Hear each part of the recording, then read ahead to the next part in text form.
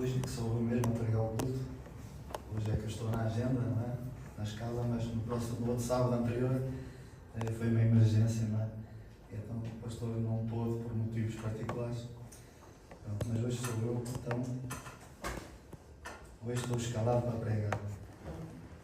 E tem que estar sempre pronto, não é? No fundo, um ancião tem que estar sempre pronto, de uma forma ou de outra, para poder pregar a palavra do Senhor.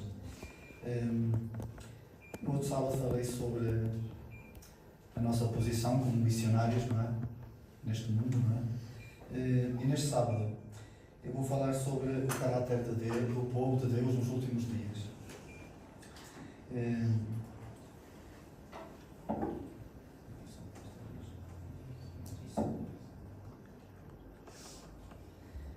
E então nós podemos abrir as nossas Bíblias, por exemplo, em Filipenses, capítulo 1, versículo 6.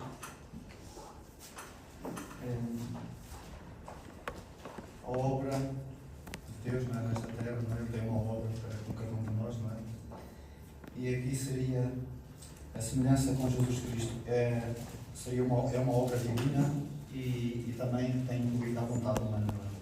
E a pergunta que a gente faria seria esta, irmãos. É possível alcançar um caráter totalmente semelhante ao de Cristo antes da sua segunda vinda? Isso é uma questão que tem entrado dentro da igreja, não é? Em que, bom, alguns pensam uma coisa, outros pensam outra, não é? E eu tenho ouvido várias partes, não é? Essas questões, não é? E eu resolvi a gente aprofundar um pouco mais isto para a gente entender realmente o que é que a palavra de Deus diz, não é? E o que é que a Pedra Inspirada também fala sobre isso. E então vamos começar pela base e também pela dinâmica, não é? Destas coisas, não é? Para que a gente possa entender. A base dessa semelhança nós podemos entender que é uma promessa divina e um chamado à santidade. A palavra de Deus mostra isso. E o primeiro pilar é a garantia de que a semelhança do caráter de Cristo Jesus não é um ideal inatingível, não é? Mas uma promessa de Deus. Uma promessa de Deus. Não é? Ela se inicia com um ato de fé da nossa parte e um chamado à santidade. E aqui em Filipenses 1,6 nós podemos ler, não é? Que ela nos garante que aquele que em vós começou a boa obra a aperfeiçoará até o dia de Jesus Cristo. Mas eu vou ler. Filipenses 1,6. Tendo por certo isto mesmo, que aquele que em vós começou a boa obra a aperfeiçoará até ao dia de Jesus Cristo. E em Filipenses 2,13, à frente um bocadinho, 2,13,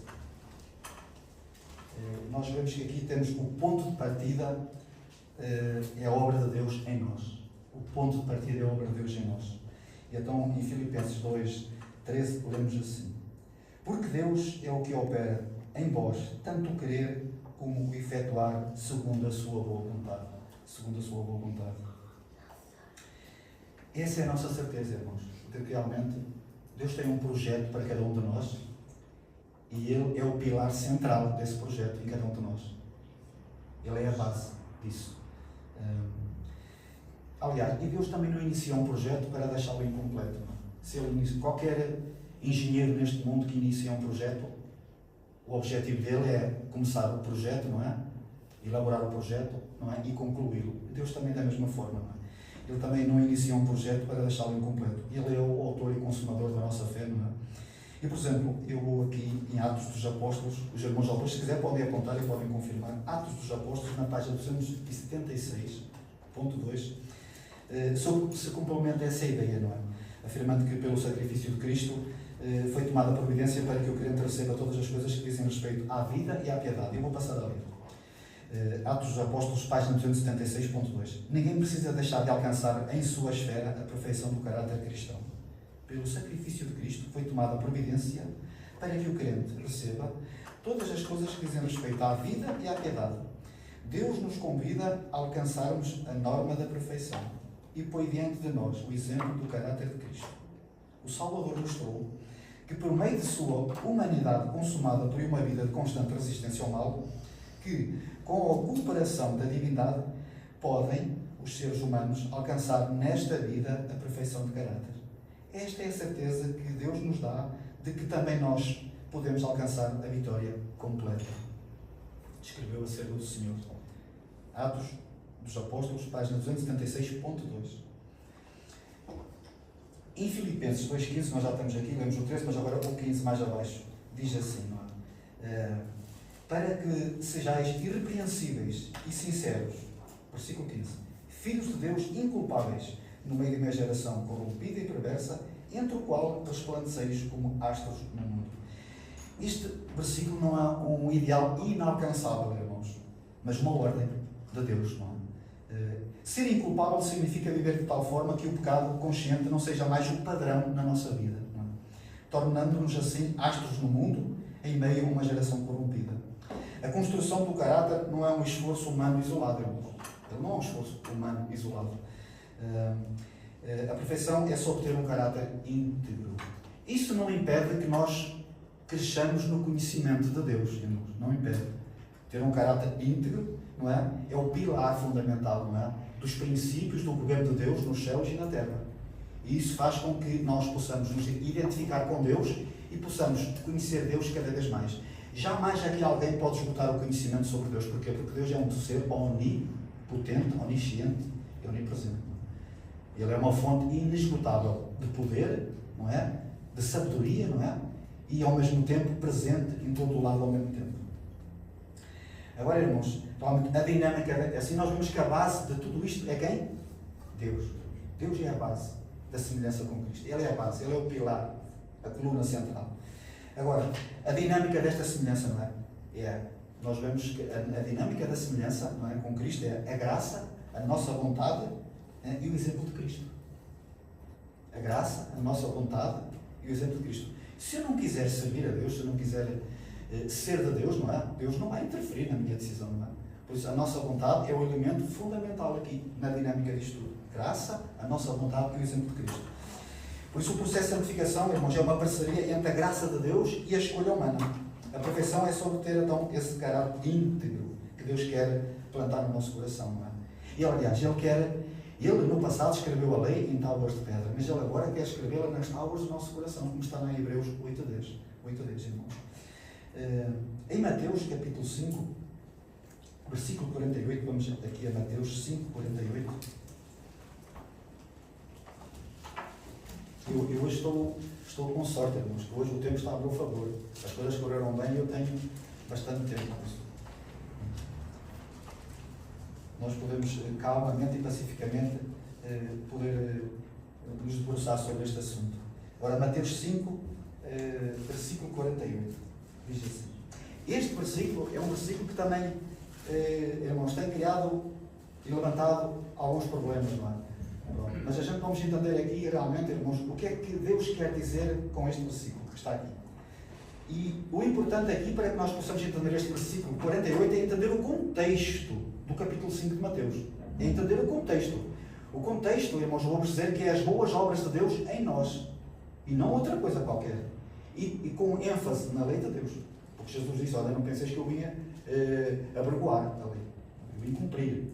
Porque até que o céu e a terra passem, nem um jota ou um tiro passará da lei. Deus vai fazer ênfase. Bem-aventurados os que são mansos. Bem-aventurados, bem-aventurados, bem-aventurados. E Deus vai falando. E depois Ele vai dizer, nós vamos aqui já ver, não é? Vamos ler e vamos entender um pouco. Por isso o contexto do capítulo de Mateus 5 é as nossas boas obras, não é? Que está no versículo 16, não é? Nós podemos ler. 5:16 diz assim. Assim resplandece a vossa luz diante dos homens, para que vejam as vossas boas obras e glorifiquem a vosso Pai que está nos céus, não é? E a exaltação da lei de Deus, mas já isso também está no versículo 17 e no versículo 18, que nós podemos ler. Mais à frente um bocadinho, nós podemos ler. Versículo 17 e 18. Jesus vai dizer assim, está no mesmo contexto do capítulo 5. Não cuideis que vim destruir a lei ou os profetas. Não vim destruir, mas cumprir. Porque em verdade vos digo que até que o céu e a terra passem, nem um jota ou um tiro jamais passará da lei, sem que tudo seja cumprido. Por isso, nós vemos que realmente o contexto aqui é as obras de Deus em nós, com ênfase na lei de Deus, não é?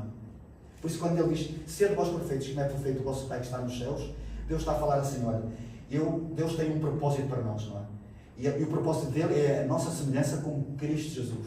Com Cristo Jesus. Deus tem um ideal. Esse ideal vai ser cumprido na Igreja de Deus. Ela agora é a Igreja militante, mas ela vai se transformar na Igreja triunfante. Aqueles que estão lá em Apocalipse 14, 12, não é? Eles guardam os mandamentos de Deus. Não conhecem só. Conhecem e guardam, irmãos. Lá é guardar. Nós vamos entender isso. Mas eu queria levar-nos aqui também para aquilo que a serva do Senhor fala sobre isto. Em Refletindo a Cristo, página 16.2, no livro Refletindo a Cristo, página 16.2, nós ali encontramos, às vezes, que nós vamos dizer, não são filosofias humanas, irmãos, porque todos, uns pensam uma coisa, outros pensam outra, não é? Mas o próprio Deus, através da pena inspirada, vai nos dizer o que é que quer dizer este capítulo aqui. E o que é que quer dizer ser vós perfeitos como é perfeito o vosso Pai no céu. Eu aprendi isso, irmãos. Eu prefiro, se calhar, encaixar-me mais aqui, não é? Neste tipo de compreensão, não é? Entender o que é que realmente Deus quer dizer através da pena inspirada sobre o capítulo 5 de Mateus. E não o que é que o Manel e o António e o João pensam. E nós vamos ver aqui. Portanto, ela começa assim. Refletindo a Cristo, página 16.2. E ela começa assim. Portanto, sede vós perfeitos, como é perfeito o vosso Pai Celeste. Mateus 5:48. E depois continua. O ideal do caráter cristão é a semelhança com Cristo. Ela vai explicar. Como o Filho do Homem foi perfeito em sua vida, assim devem seus seguidores ser perfeitos na sua. Jesus foi, em todas as coisas, feito semelhante a seus irmãos. Tornou-se carne, da mesma maneira que nós. Tinha fome, sede e fadiga. Sustentava-se com alimento e refrigerava-se pelo sono. Era Deus em carne. Ele compartilhou da sorte do homem, não obstante foi o imaculado Filho de Deus. Seu caráter deve ser o nosso. Estamos aqui a exemplificar Mateus 5, é o que ela está aqui a falar. E o que é que quer dizer ser vós perfeitos, como é perfeito o vosso Pai que está nos céus? Cristo é a escada que Jacó viu, tendo a base na terra e o topo chegando à porta do céu. O próprio linear da glória. Se aquela escada houvesse deixado de chegar à terra por um único degrau que fosse, teríamos ficado perdidos. Mas Cristo vem ter connosco onde nos achamos. Tomou nossa natureza e venceu, para que, revestindo-nos de sua natureza, nós pudéssemos vencer. Feita em semelhança de carne pecaminosa, Romanos 8:3, viveu uma vida isenta de pecado. Agora, por sua divindade, firma-se ao trono do céu, ao passo que pela humanidade se liga a nós. Manda-nos que pela fé nele atinjamos a glória do caráter de Deus. E ela vai reforçar outra vez. Portanto, devemos ser perfeitos, assim como perfeito é o vosso Pai Celeste. Ela torna a clicar ali. Estão a entender, irmãos?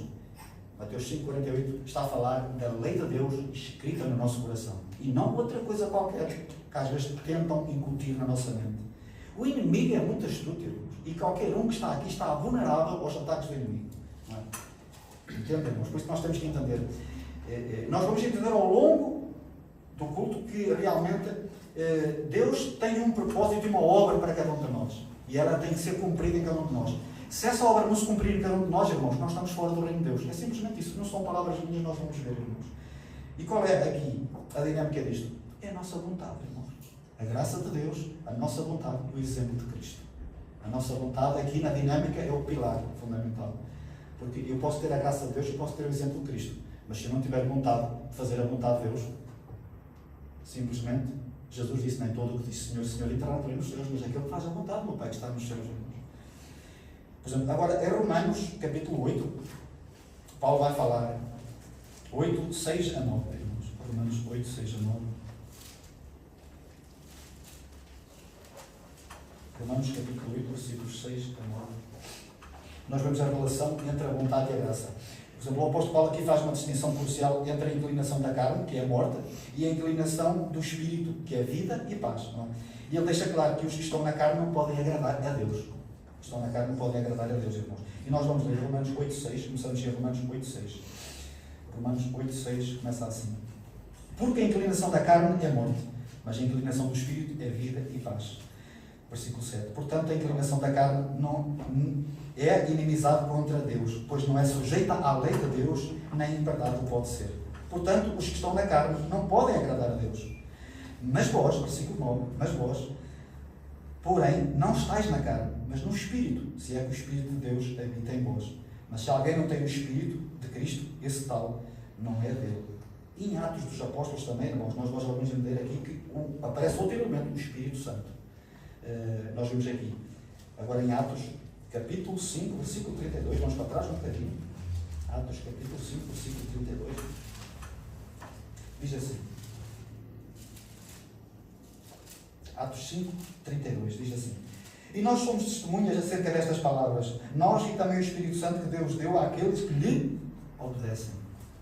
Há um requisito aqui. Se não há vontade de obedecer a Deus, não há Espírito Santo para ninguém, irmãos. É simplesmente isso. A verdadeira transformação do caráter só é possível se o Espírito de Deus habitar em nós, irmãos. Habitar em nós. Mas para isso eu tenho que crer. Não é crer de boca, eu tenho que crer de coração, porque Deus lê a boca, mas também lê o coração, irmãos. Ele sabe o que vai no coração do homem, não sabe? Sabe, claro que sabe. Agora, eu vou complementar aqui também com aquilo que a pena inspirada escreveu, irmãos. Para que a gente tenha esta harmonia, não é? Em recebereis poder, página 164, é reforçada esta ideia, mostrando que quando o Espírito Santo é bem-vindo, nós agradamos e obedecemos a Deus, não é? Ou melhor dizendo, ela reforça a ideia mostrando que o Espírito Santo é bem-vindo. Nós agradamos, quando o Espírito Santo é bem-vindo, nós agradamos a Deus e obedecemos a Deus, não é? E Ele substitui os pensamentos impuros, não é? Por sentimento, ou melhor dizendo, Ele substitui os pensamentos impuros e sentimentos perversos e atos obstinados por pensamentos e ações semelhantes ao de Cristo. Eu vou ler a citação. Ela diz assim: desejaria eu que todos os meus irmãos e irmãs se lembrassem de que é coisa séria entristecer o Espírito Santo e de que este é entristecido quando o instrumento humano procura dirigir-se a si mesmo e se recusa a entrar no serviço do Senhor porque a cruz é muito pesada ou muito grande o desprendimento. O Espírito Santo procura habitar em cada alma, caso seja ele bem-vindo como hóspede honrado. Os que o recebem se tornarão completos em Cristo. A boa obra começada será terminada, como diz lá em Filipenses, irmãos, 2:6.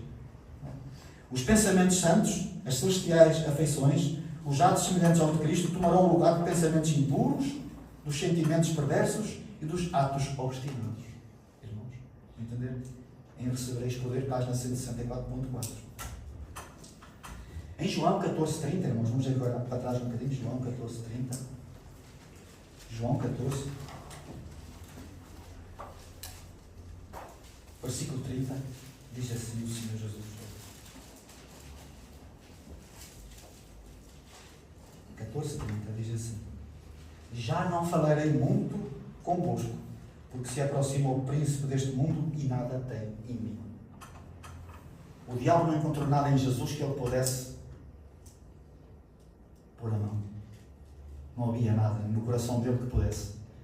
A tentação não é pecado, irmãos. Pecado é cair em tentação. Mas não havia nenhum desejo no coração de Cristo que ele pudesse pôr as unhas. Não esqueçamos que o diabo, ele gosta de pôr as unhas, porque ele é como um leão que anda ao redor procurando a quem devorar. O grande conflito, na página 623, é afirmado que esta é a condição que se devem encontrar, aqui deste versículo 30, em que se devem encontrar os que subsistirão no tempo da angústia. Portanto, a perfeição do caráter não é uma ausência de tentação, irmãos, mas a vitória completa sobre ela. Eu vou ler o que é que a senhora White diz. Agora, grande conflito, página 623.1. Agora, enquanto o nosso grande sumo sacerdote está a fazer expiação por nós, devemos procurar tornar-nos perfeitos em Cristo. Nem mesmo por um pensamento poderia o nosso Salvador ser levado a ceder ao poder da tentação. Satanás encontra nos corações humanos algum ponto em que pode obter apoio. Algum desejo pecaminoso é acariciado, por meio do qual suas tentações asseguram a sua força. Mas Cristo declarou de si mesmo: aproxima-se o príncipe deste mundo e nada tem em mim. João 14:30. Satanás nada pôde achar no Filho de Deus que o habilitasse a alcançar a vitória. Tinha ele guardado os mandamentos de seu Pai e não havia nele pecado que Satanás pudesse usar para a sua vantagem. Esta é a condição em que se devem encontrar-se os que subsistirão no tempo da angústia. Não sou eu que digo, é a serva do Senhor que diz. Por isso, irmãos, a base desta semelhança com Cristo é Deus, é o pilar fundamental. A dinâmica é a graça, a nossa vontade e o exemplo de Cristo. Não é? Temos aqui as ferramentas essenciais, irmãos. Não é uma obra nossa, irmãos. A única obra que eu tenho aqui, irmãos, é eu querer ou não querer. Unicamente. Jesus disse: sem mim nada podeis fazer. Agora, quando nós estamos ligados à videira, porque eu quero estar ligado à videira, eu naturalmente vou dar o fruto, irmãos. Não tenho como não dar o fruto. Não tenho. Nem que tenhamos sido enxertados, não interessa. Um enxerto também dá fruto, irmãos. Não é? Os verdadeiros ramos foram cortados, não é? E nós fomos, os gentios, fomos enxertados, não é? Mas O enxerto também dá fruto. E quem foi que enxertou? Irmãos, quem é que é o labrador? É o Pai. Jesus, não é? É a videira. O Pai é o labrador. Ele é que enxerta, não é? E faz ali as coisas bem feitas. E Deus não falha, irmãos. Agora, o caráter do povo nos últimos dias. Por isso, irmãos, nós agora vamos entrar então e vamos entender melhor um pouco estas coisas, não é? A palavra de Deus descreve um povo purificado e preparado que serve como sinal para a volta de Jesus. Nós vamos entender. O sinal para a volta de Jesus não é só o evangelho de toda a nação, tribo, língua e povo, irmãos. Também é um povo que se identifica completamente com Cristo, à sua imagem e semelhança. Isso também é um sinal, irmãos. Nós vamos ver.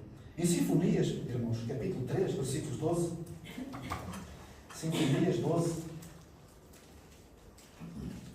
Em Sinfonias, capítulo 3, versículo 12 e 13.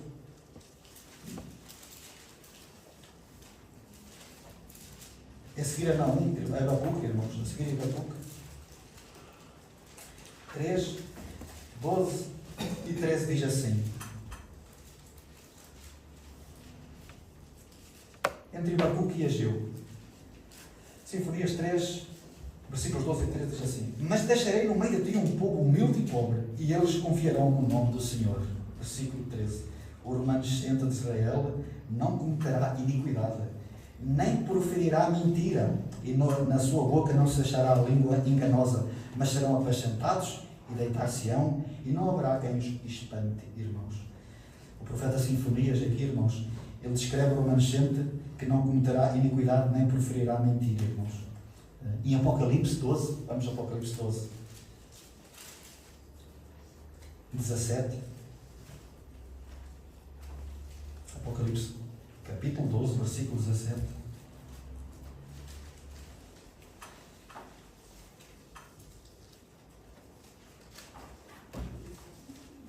Nós encontramos, normalmente todos conhecemos este versículo.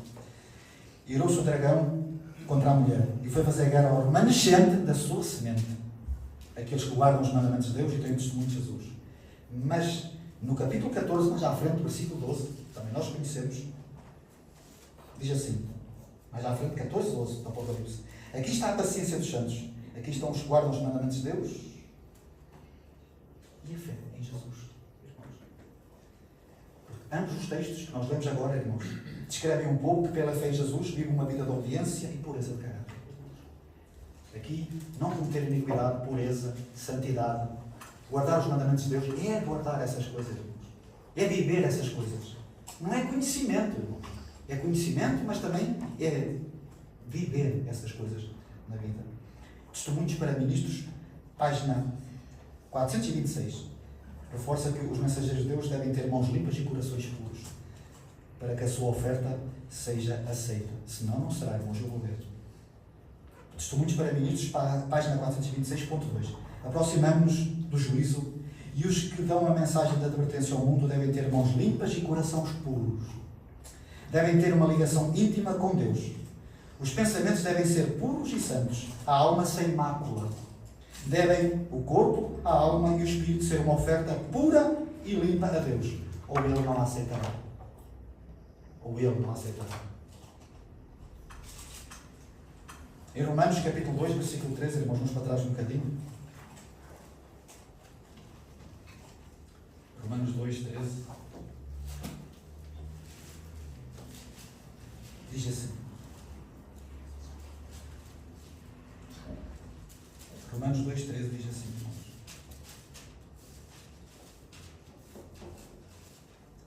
Porque os que ouvem a lei não são justos diante de Deus, mas os que praticam a lei hão de ser justificados.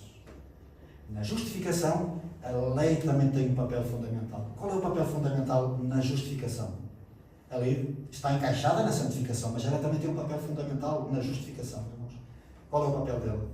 É que a lei leva-nos a Cristo. E ela mostra a nossa condição e faz-nos sentir a necessidade de um Salvador. Não é? E está tudo interligado. E a lei, ela é para quê? Não para escrever mais em tábuas de pedra, mas para escrever nas tábuas do coração. Entende, irmãos? Por isso, a justificação pela fé não anula a importância da obediência, irmãos. Pelo contrário. A fé genuína produz obediência como fruto naturalmente na nossa vida. Naturalmente, irmãos. E agora falamos aqui na lição da Escola Sabatina. Moisés, o rosto dele resplandeceu. Ele não se apercebeu que o rosto dele tinha resplandecido. Ele não tinha nem sequer noção disso. Mas aqueles que estavam à volta dele, eles viram que resplandecia. E assim é a obra de Deus em nós, irmãos. Quando nós temos essa intimidade com Deus e nos ligamos a Deus, não é? Ele vai nos transformando e esses frutos naturalmente vão fluir de nós, nem nos apercebemos. Quem é que se apercebe? Aqueles que estão à nossa volta. O Manel, o que é que se passa com o Manel? Não é mais a mesma pessoa. O que é que se passa com o João? O que é que se passa com o António? O que é que se passa com o irmão Gonçalo, com o irmão Evaristo? O que é que se passa com o irmão Edmundo? O que é que se passa com o irmão Manuel, não é? Por exemplo? O irmão Orlando, por exemplo? O irmão Rocha e muitos que aqui estão. Não, nós nos apercebemos. Quem se apercebe é aqueles que estão ao nosso redor, que há algo que está a acontecer em nós. O que é que está a acontecer em nós, irmãos? O milagre da graça. O milagre da graça. Simplesmente isso, irmãos. Por isso, irmãos, o povo nos últimos dias será caracterizado por um caráter purificado por Deus, não é? Que se manifesta na obediência prática aos mandamentos de Deus e na total honestidade e integridade. Por isso, a conexão direta com isto, irmãos, é a pureza e a preparação para a volta de Jesus, que vai culminar com a pregação do Evangelho para todo o mundo. O Evangelho será pregado não só por palavras, mas também por atos. Nós também seremos o Evangelho de Cristo. As pessoas verão em nós a Cristo. Em nós a Cristo. Não só a palavra, mas também verão em nós, nos nossos atos, ações. Eles também verão isso. E sentir-se-ão atraídos por nós. Porque nós iremos refletir a Cristo completamente. E isto depende unicamente de nós, da nossa vontade, de querer ou não querer. A santificação não é apenas um processo pessoal, irmãos, mas é um pré-requisito para um evento mais importante da história, a vida de Jesus. Não é? Eu vou ler aqui, Maranata, o Senhor vem, na página 223, não é? A pena inspirada é bastante enfática ao dizer que Deus não nos há de purificar dos nossos pecados e remover de nós os defeitos que há em nosso caráter na sua vinda. Na sua vinda. Se acaso essa obra houver de ser efetuada, ser lá totalmente antes daquela ocasião. Isso elimina, irmãos. Isso elimina a ideia de que a perfeição de caráter é um evento mágico na volta de Jesus. Ela é o resultado de uma obra de purificação que deve ser completada nesta vida aqui. Eu vou ler a citação de Maranata, o Senhor vem, página 223.2. Estamos nos preparando para encontrarmos com aquele que, acompanhado por uma comitiva de santos anjos, há de aparecer nas nuvens do céu, para dar aos fiéis justos o toque final da imortalidade. Quando ele vier, não nos há de purificar dos nossos pecados, remover de nós os defeitos que há em nosso caráter, ou curar-nos das fraquezas do nosso gênio e disposição. Se acaso esta obra houver de ser efetuada em nós, seu-á totalmente antes daquela ocasião. Jesus não vem dar um toque final no nosso caráter, mas o toque final é na imortalidade. O nosso corpo será transformado. O toque final é no corpo, não no caráter. Irmãos, não no caráter. Por isso, em Testemunhos para a Igreja, também na página 466, ela aqui vai fazer a distinção. Jesus veio não dar um toque final no nosso caráter, mas veio fixá-lo. Fixá-lo só, irmãos. E está pronto para estar na presença de Deus eternamente e conhecer cada vez mais este Deus maravilhoso pela eternidade fora. Eu vou ler assim. Testemunhos para a Igreja, página 466.2. Solene coisa é morrer, mas muito mais solene é viver. Ela está aqui a aplicar que a nossa vida é muito mais importante do que morrer. Embora a palavra de Deus diz que bem-aventurados aqueles que morrem no Senhor. Mas mais solene coisa é viver. Ela está aqui a dar um ponto importante, que é uma grande responsabilidade estar vivo, irmãos. Uma grande responsabilidade. Todo o pensamento, palavra, ato da nossa vida será novamente enfrentado. O que fazemos de nós mesmos no tempo da graça, isso nos acompanhará por toda a eternidade. Ouçam, a morte traz a dissolução do corpo, mas não efetua mudança de caráter. A vinda de Cristo não nos muda o caráter. Fixou apenas para sempre, além da possibilidade de qualquer mudança. Testemunhos para a Igreja, página 466.2. Entenderam, irmãos? O toque é na imortalidade. É um corpo abatido, transformado num corpo glorioso. O caráter não leva toque, é fixado para a eternidade. Porquê que ele é fixado? Porque ele está alinhado com Cristo, simplesmente. O cristão, nessa altura, ele tem os princípios de Deus no seu coração. E ele está pronto para a eternidade. A obra de Deus completou-se em cada um de nós. Filipenses 2,6. A obra que ele começou, ele a terminará. E estaremos prontos para receber a chuva serôdia e ir anunciar o Evangelho a toda a nação, trigo, língua e povo. Uma igreja gloriosa, que reflete a Cristo em palavras, atos e ações. É simplesmente isso, irmãos. Simplesmente isso. O caráter leva à eternidade, irmãos. Aí não sou só pelas obras. Não, ninguém aqui é só pelas obras, irmãos. Mas nós aqui devemos viver as obras que Deus preparou para que cada um de nós andássemos nelas, como está lá em Efésios 2,10, irmãos. Eu vou ler aqui, por exemplo, em Mente, Caráter e Personalidade, também na página 620. Mente, Caráter e Personalidade, página 620. Aqui é divertido que os traços de caráter que nutrimos nesta vida não se mudarão pela morte ou pela ressurreição. O caráter é algo que construímos nesta vida e é ele que nos qualifica ou não para a eternidade. Eu vou ler a citação. Mente, Caráter e Personalidade, página 620. Se desejais ser santos no céu, deveis ser o primeiro na terra. Os traços de caráter que nutris na vida não se mudarão pela morte ou pela ressurreição. Saireis do sepulcro com a mesma disposição que manifestastes no lar e na sociedade. Em Maranata também, o Senhor vem, página 235, nos mostra que com o pecado não se brinca, irmãos. Nós às vezes levamos o pecado como que, assim, Deus é longânimo. É longânimo, irmãos. Mas Deus não brinca com o pecado, irmãos. Deus não brinca com o pecado, irmãos. Ele não brinca com o pecado. O pecado é agressivo para Deus. Ele ama o pecador, mas ele abomina o pecado, irmãos. Não precisamos esquecer disso. Eu vou ler. Maranata, o Senhor vem, página 235. Ninguém se engane com a crença de que pode tornar-se santo enquanto voluntariamente transgredir um dos mandamentos de Deus. O pecado cometido deliberadamente faz silenciar a voz testemunhadora do Espírito e separa a pessoa de Deus. Conquanto João, em suas epístolas, trata tão amplamente do amor, não hesita, todavia, em revelar o verdadeiro caráter dessa classe de pessoas que pretende ser santificada e, ao mesmo tempo, em que vive a transgredir a lei de Deus. Entendemos, irmãos? Isto é muito solene, mas não são palavras minhas. Foi aquilo que a serva do Senhor escreveu. Em Exaltai também, na página 315, nos mostra que o que as graças do Espírito Santo fazem em nós, irmãos. Exaltai, página 315.4. As graças do Espírito Santo irão amadurecer o nosso caráter, irmãos. Ele diz aqui.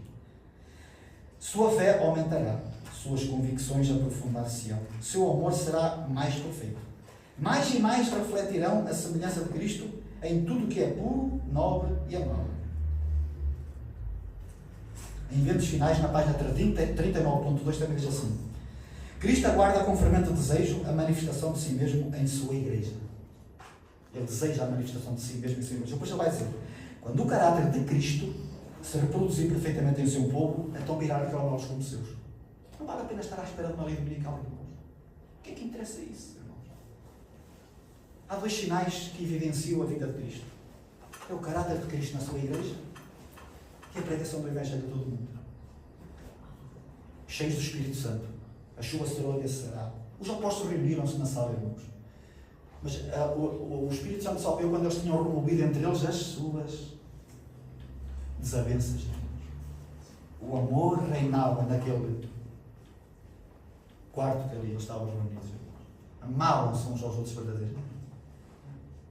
E o Espírito Santo, que lê a boca, mas lê o coração, disse assim: não chegou a hora.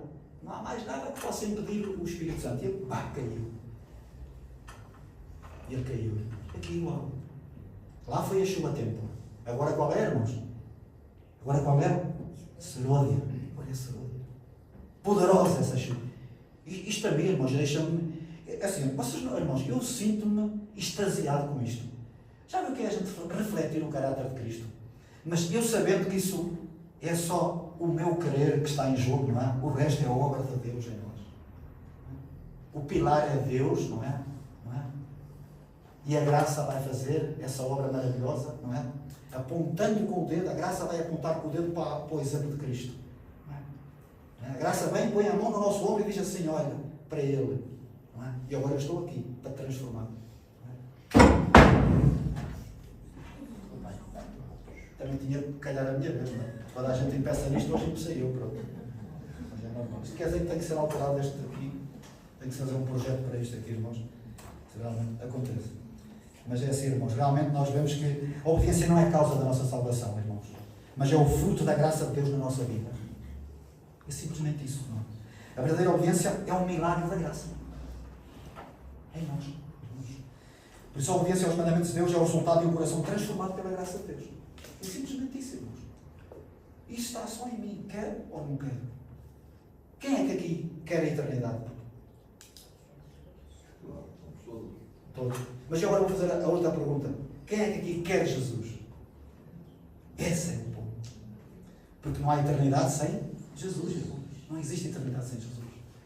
Alguns de nós podem ter no nosso coração, se calhar ignorantemente, sem maldade. Não, eu quero a eternidade. Mas esse não é o ponto, irmãos. O ponto é, eu quero Jesus. Porque se eu tiver Jesus no coração, eu estou na eternidade. Sem qualquer sombra de dúvida, irmãos. Eu estarei lá. Não tenho como estar. É simplesmente isso. Por isso, irmãos, e nós na lição falamos de manhã, aí, que realmente o mundo é muito atrativo, irmãos, hoje em dia. O inimigo tem trabalhado noite e dia, não está de braços cruzados. Ele tem arranjado 1001 maneiras de gastar o nosso tempo. Mal gasto. Ele tem trabalhado nesse sentido. Enquanto nós estamos a dormir, ele está a maquinar um projeto para podermos desviar. E eu vou dizer uma coisa, irmãos. Ninguém pense que aquele que quer a Cristo verdadeiramente vai ter uma vida fácil neste mundo. Eu falo por experiência própria. Mas eu não tenho medo. Ele até pode me partir os ossos doces, para mim não me interessa, irmãos. Sabe porquê? Porque este corpo não vai para o céu. O que vai é um corpo novo que Deus vai me dar para o céu. Não tem interesse. Alguém conhece aqui algum apóstolo que morreu de morte natural? Eu conheço um, foi João. Os outros, nenhum morreu de morte natural, irmãos. Todos foram perseguidos, torturados, mortos, queimados, crucificados de cabeça para baixo, irmãos. Nós não temos que ter medo dessas coisas, irmãos. Porque aqueles homens receberam a graça na hora certa para estar a louvar a Deus naquela hora, irmãos. Não é? Como é que alguém vai para uma fogueira a arder e está a cantar, irmãos? Mas será que eles eram tolos, eram malucos? Então, tínhamos que pegar em milhões de pessoas que eram tolas e malucas, irmãos. Não eram tolos e malucos, eles sabiam em quem criam. E eles conheciam a Jesus. E a esperança deles era qual, irmãos? Era Cristo, não é? Essas pessoas, elas anseiam, não é? Este é o Deus que nós aguardávamos, este é o Deus em quem nós esperávamos, irmãos. Eles morreram com essa esperança, não é? De ver Cristo nas nuvens dos céus, com poder e grande glória, para vir buscar aqueles que são dele. E estaremos para sempre com o Senhor. Não haverá mais morte, nem dor, nem sofrimento, nem miséria. E este corpo glorificado, que Deus há de glorificar, o meu, o vosso, não é? Vai ter acesso à árvore da vida, irmãos. Nós não somos imortais, irmãos. Mas Deus concede-nos esse dom. Porque nos vai dar uma árvore que foi cortada lá no princípio pela desobediência, não é? Está lá em Apocalipse 22, 14, não é? Terão direito à árvore da vida. Novamente nos alimentaremos do fruto da árvore, não é? Para que nós possamos acompanhar Deus nesta jornada de eternidade a eternidade. Não é? Uma árvore que dá 12 frutos. Dá um em janeiro, outro em fevereiro, outro em março, até dezembro. A cada lua nova nós vamos lá à cidade de Deus comer esse fruto, irmãos. Não é? A palavra de Deus diz que toda a carne virá perante Deus. A cada lua nova e a cada sábado. Não é, irmãos? Por isso nós vamos alimentar dessa árvore da vida que perpetua a vida. Restabelece o nosso metabolismo, ao 12º, estamos sempre jovens, cheios de vitalidade, não há dor, não há sofrimento, não há miséria, não há nada. Está tudo resolvido, está tudo concluído, irmãos. E nós podemos morar eternamente para sempre nesta terra restaurada, porque haverá novos céus e nova terra, disse o Senhor. E aqui habitaremos para sempre. E ninguém pense que no céu vão estar a tocar harpa de manhã à noite, irmãos. Isso não existe. Ninguém vai estar no céu a tocar harpa de manhã. O céu não é um sítio ocioso. É um sítio de trabalho. A nossa maior ocupação será visitar os nossos queridos irmãos que estiveram a contemplar esta miséria neste mundo, em que nós mergulhamos. E que depois vão querer... Eles viram ou ouviram, mas eles vão querer ouvir da nossa boca, não é? O nosso testemunho. Jesus disse que nós seremos testemunhas de Cristo. Não só aqui, mas também depois pelos outros mundos. Por isso a nossa ocupação no céu, irmãos, será viajar. Quem é que gosta de viajar aqui? Pois é. Pois é, irmãos. Viajar. Quem gosta de viajar e não pode viajar aqui, lá vai poder viajar. Conhecer outros planetas, outros irmãos nossos, conhecer os reis de Deus, não é? Por isso, irmãos, o inimigo não quer que a gente saiba destas coisas todas. Entende, irmãos? Deus não quer. Ele quer que nós nos contentamos só com esta terra. Não é? E é só isso que ele tem para dar. Porque ele contentou a Cristo no deserto, só mostrou o clímax da oferta dele foi todos os reinos deste mundo. Pintou as coisas de uma forma bonita para que Jesus se sentisse atraído. Mas Jesus tinha uma recompensa maior. Não é? Era estar no seu reino com os seus filhos. Não é? Por isso, vai de Satanás. O Senhor teu Deus não tentarás. E foi. E assim devemos ser nós, irmãos. Quando a tentação vem sobre nós temos um advogado para com o Pai, Jesus Cristo. Então nós devemos clamar ao Senhor: Senhor, leva cativo este pensamento, este sentimento. É isso, irmãos. Eu vou-vos ensinar o segredo. Eu conheço por experiência própria. Quando a tentação vem, o primeiro pensamento a seguir é: Senhor, leva cativo este pensamento, este sentimento, este desejo. E vai! Só te lembras dele quando ele vem outra vez. Jesus está vivo, irmãos. Eu gosto desta frase que o irmão Rocha usa. Jesus está vivo, irmãos. E quando a gente diz: leva, Senhor, este cativo, este pensamento, este sentimento, este desejo, ele vai embora. E só te lembras dele quando ele vem outra vez. Quando ele vem, te lembras. Mas passou para aí meia hora, 10 minutos. Não interessa se passou 1 minuto. A gente leva cativo, Senhor, outra vez este pensamento. A nossa luta, irmãos, é esta. Quanto aos príncipes e as potestades. Contra o diabo e os seus reinos. Que vem pela onde? Pela nossa mente. Entende, irmãos? Por isso, a minha oração é esta, para esta manhã, irmãos. Que nós tenhamos consciência, noção da realidade, da urgência, não é? Desta obra que Deus quer fazer em cada um de nós. Deus está à espera disso, para que Ele depois possa completar essa obra, não é? E todo o evangelho seja anunciado a toda a nação, tribo, língua e povo, e venha ao fim. E Jesus virá nas nuvens dos céus para nos buscar, a cada um de nós. E não só nós, mas a toda esta igreja mundial, que há de refletir a glória de Deus. Por isso, irmãos, que Deus nos abençoe e que nós saiamos daqui com essa esperança. Não semeada, mas já enraizada no nosso coração. Agarrada. Para que se o inimigo vier, já não saia mais. Já ganhou raízes. É a minha oração para esta manhã. Para terminar este culto, o ritual número 300.